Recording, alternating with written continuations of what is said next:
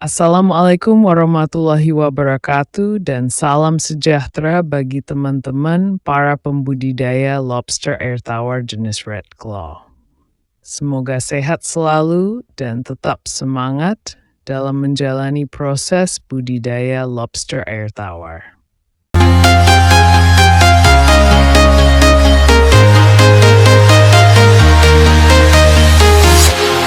Walking alone, the streets are empty. The only thing I can see is my own silhouette. I'm getting stronger, step by step. The clock is ticking, but there's no time for me. I've been flying from town to town, from London to Taiwan. I've been all around the globe, trying to protect your soul. We are heroes tonight. We will fly above the sky. We are heroes tonight. Yeah. We are heroes tonight. We will fly above the sky. We are heroes tonight.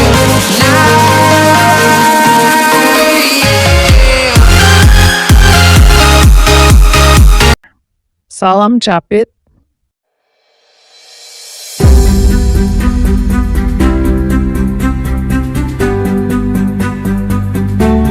Video berikut ini dari kami Farmlat Manggala tentang bentuk dan struktur fisik lobster air tawar jenis Red Claw. Tubuh lobster terbagi menjadi dua bagian, yaitu bagian depan yang terdiri dari kepala dan dada yang disebut cephalothorax. Sementara bagian belakang terdiri dari badan dan ekor yang disebut abdomen. Cangkang yang menutupi kepala disebut karapak atau karapas. Karapas yang berperan dalam melindungi organ tubuh seperti otak, insang, hati, dan lambung. Karapak berbahan zat tanduk atau kitin yang tebal dan merupakan nitrogen polisakarida yang disekresikan oleh kulit epidermis dan dapat mengelupas saat terjadi pergantian cangkang tubuh atau molting. Kelopak kepala bagian depan disebut rostrum atau cucuk kepala. Rostrumnya hampir berbentuk segitiga memipih, lebar, dan terdapat duri di sekelilingnya. Kepala lobster terdiri atas 6 bagian ruas.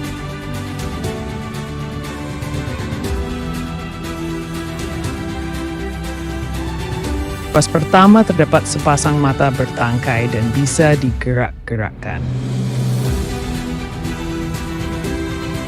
Pada ruas kedua dan ketiga, terdapat sepasang sungut kecil atau antenula dan sungut besar atau antena. Sepasang antenula untuk mencium pakan, sedangkan sepasang antena berperan sebagai perasa dan peraba terhadap pakan dan kondisi lingkungan. Untuk ruas keempat, kelima, dan keenam, terdapat rahang atau mandibula, maksila 1, dan maksila 2. Lobster air tawar memiliki gigi halus yang terletak di permukaan mulut, sehingga cara memakan pakannya sedikit demi sedikit.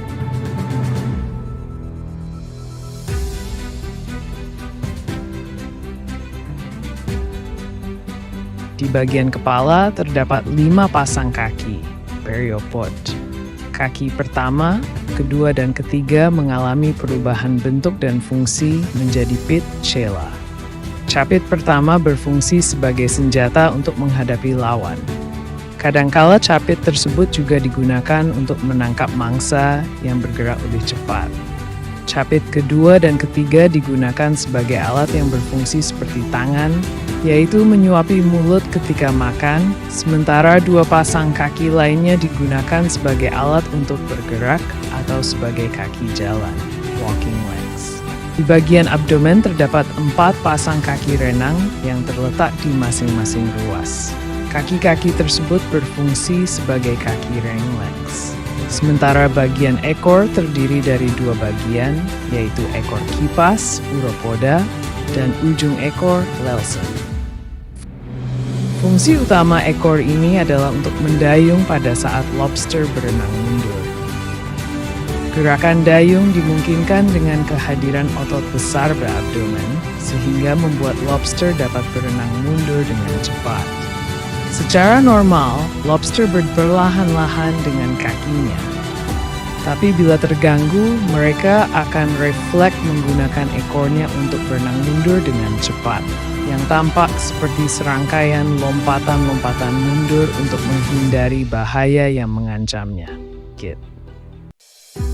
Lobster air tawar betina tubuhnya relatif berwarna cerah. Cangkangnya halus dan berkilau berwarna biru tua hingga hijau kebiruan.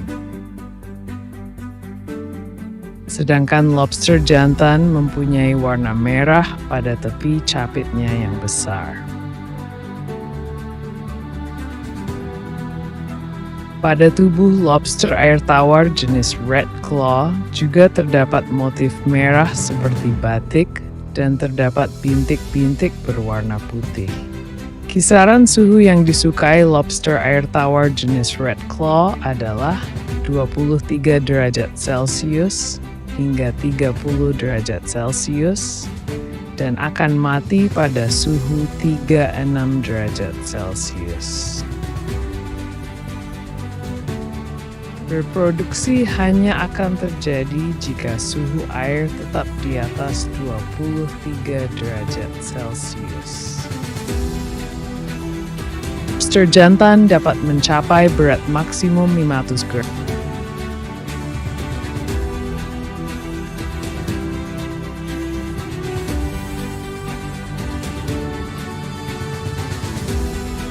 Dan betina 400 gram.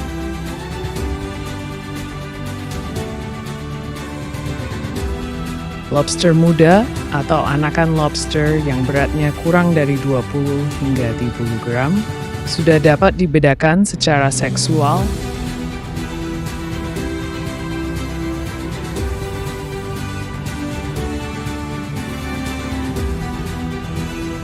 berdasarkan posisi, gonopora atau alat kelamin lobster yang berdekatan dengan Paraeopoda kelima, kaki berjalan untuk jantan, dan kaki ketiga untuk betina. Lobster ini dibedakan dari udang karang lainnya berdasarkan ukuran, warna, dan keberadaan 4 tonjolan anterior, carinae yang berbeda pada karapas. Pertumbuhan optimal lobster air tawar jenis red claw pada suhu 26 dan 29 derajat Celcius. Kisaran pH air ideal untuk lobster red claw 7 sampai 8,5. Sekian dulu video dari kami dan semoga bermanfaat dan terima kasih telah menonton video kami. Tak lupa kami ucapkan semoga sukses dalam budidaya lobster air tawar pada teman-teman budidaya. Wassalam. We are heroes tonight.